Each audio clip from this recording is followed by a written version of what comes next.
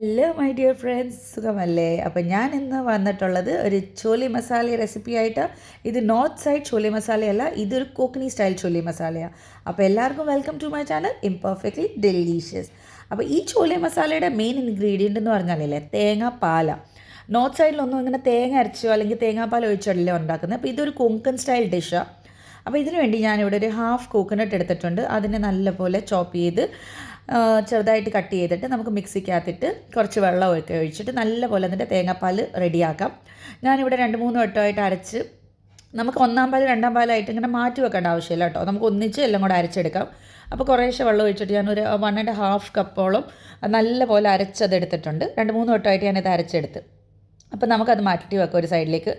ഞാനിവിടെ ചോല അല്ലെങ്കിൽ അതെന്താ പറയുന്നത് വെള്ളക്കടല, അത് ഞാൻ രാത്രി മൊത്തം സോക്ക് ചെയ്ത് വെച്ചിട്ടുണ്ടായിരുന്നു. അപ്പോൾ എന്നിട്ട് നമുക്കിതിനെ പ്രഷർ കുക്ക് ചെയ്യാം. ഞാൻ കുറച്ച് തേസ്പത്തയും ഒരു ദാൽച്ചീനും അല്ലെങ്കിൽ എന്താ പറയുക സിനമനും കൂടി ഇട്ടിട്ട് പ്രഷർ കുക്ക് ചെയ്തിട്ടുണ്ട്. പിന്നെ മസാല റെഡിയാക്കാം. മസാല ഉണ്ടാക്കാൻ വേണ്ടി ഇവിടെ കടായിക്കകത്ത് എണ്ണ ചൂടായപ്പം ഒരു തേസ്പത്തയും ഒരു കറുവാപ്പട്ട ഇട്ട് കൊടുത്ത് കുറച്ച് 1/2 ടീസ്പൂൺ ജീരകവും ഇട്ട് കൊടുത്തിട്ടുണ്ട്. എന്നിട്ട് അതങ്ങോട്ട് ചൂടായപ്പം നമുക്കൊരു 1 മീഡിയം സൈസ് സവാള നീളത്തിൽ കട്ട് ചെയ്തിട്ട് അതിനെ നമുക്കൊന്ന് ഗോൾഡൻ ബ്രൗൺ ആക്കാം. അപ്പോൾ ഇതിനെ നമുക്ക് ഒരുപാട് അങ്ങനെ ഡാർക്ക് ബ്രൗൺ ആക്കുമൊന്നും ബിരിയാണി ടൈപ്പ് ഒന്നും ആക്കണ്ട. ജസ്റ്റ് ഒരു ലൈറ്റ് ഗോൾഡൻ ബ്രൗൺ ആയാൽ മതി. അതിനകത്ത് നമുക്ക് ജിഞ്ചർ ഗാർലിക് പേസ്റ്റ് ഇട്ട് കൊടുക്കുക. എന്നിട്ട് അതിനകത്ത് കുറച്ച് തക്കാളി, ഞാനൊരു മീഡിയം സൈസ് തക്കാളി ഇവിടെ എടുത്തേക്കുന്നത്. പിന്നെ കുറച്ച് മല്ലിയിലയും കൂടെ ഇട്ട് കൊടുക്കാം. മല്ലിയില കുക്കായി വരുമ്പോൾ ഒരു നല്ല സ്മെല്ല് വരും. ആ ഒരു ടേസ്റ്റ് കുറച്ച് ഡിഫറെൻറ്റാണ്. അപ്പം അത് കഴിഞ്ഞിട്ട് അതൊന്ന് തക്കാളിയൊക്കെ നല്ലപോലെ കുക്കായി വരുമ്പോൾ നമുക്ക് അതിനകത്ത് പൗഡേർഡ് മസാല ഇടാം. പൗഡേർഡ് മസാലയ്ക്കകത്ത് ഞാൻ കുറച്ച് കാശ്മീരി ചില്ലി പൗഡർ ഇടുന്നുണ്ട്. അപ്പോൾ നല്ലൊരു റെഡ് കളർ കിട്ടും.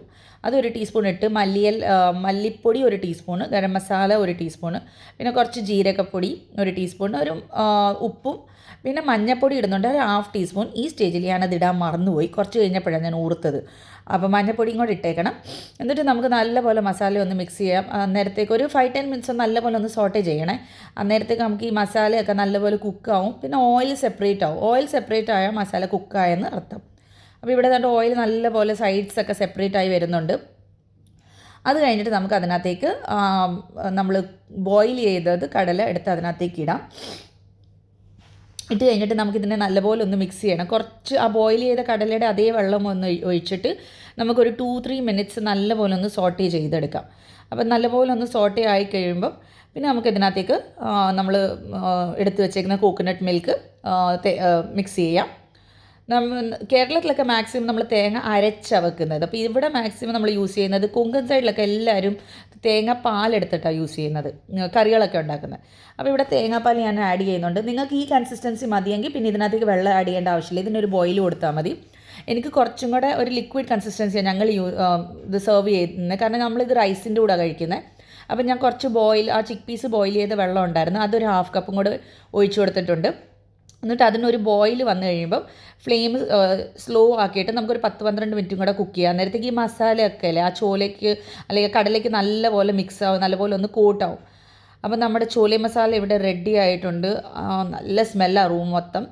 അപ്പോൾ നിങ്ങൾ എന്തായാലും ഇത് ട്രൈ ചെയ്തിട്ട് കമൻറ്റ് ചെയ്ത് പറയുക എങ്ങനെ ഉണ്ടായിരുന്നെന്ന്. അപ്പോൾ നിങ്ങൾക്ക് എൻ്റെ വീഡിയോസ് ഇഷ്ടപ്പെടുന്നുണ്ടെങ്കിൽ സബ്സ്ക്രൈബ് ചെയ്യുക, ലൈക്ക് ചെയ്യുക, ഫോളോ ചെയ്യുക.